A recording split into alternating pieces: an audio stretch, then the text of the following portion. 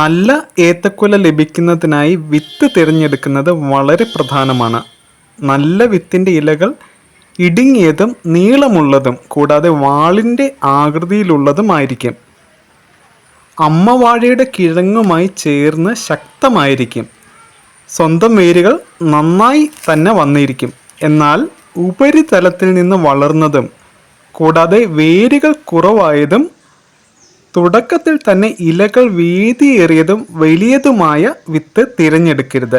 കാരണം വളർച്ച മന്ദഗതിയിലാകും, കൂടാതെ വിളവും കുറയും. വിത്ത് ഇളക്കുന്നതും വളരെ പ്രധാനമാണ്. അമ്മവാഴയുടെ ചുവട്ടിലെ മണ്ണ് മാറ്റി കന്നിൻ്റെ കിഴങ്ങിൻ്റെ ഭാഗം നല്ലതായി തന്നെ തെളിക്കണം. മമ്മട്ടിയോ ചെറിയ പിക്കാസോ ഉപയോഗിച്ച് കന്നിനും അമ്മവാഴയ്ക്കുമിടയിലെ ബന്ധം കണ്ടെത്തണം. ബന്ധിപ്പിച്ചിരിക്കുന്ന ഭാഗം കൃത്യമായി തന്നെ വേർപെടുത്തണം. എങ്കിലേ കന്നിനൊപ്പം കഴിയുന്നത്ര കിഴങ്ങ് ഭാഗം ലഭിക്കുകയുള്ളൂ.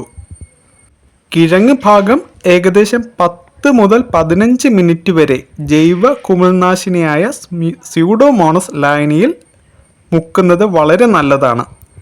ഒരു ദിവസം തണലിൽ വെച്ച് ഉണങ്ങിയതിന് ശേഷം വാഴവിത്ത് നടാം.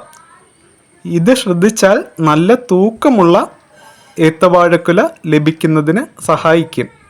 വിത്ത് തിരഞ്ഞെടുക്കുന്നത് വളരെ പ്രധാനമാണ്.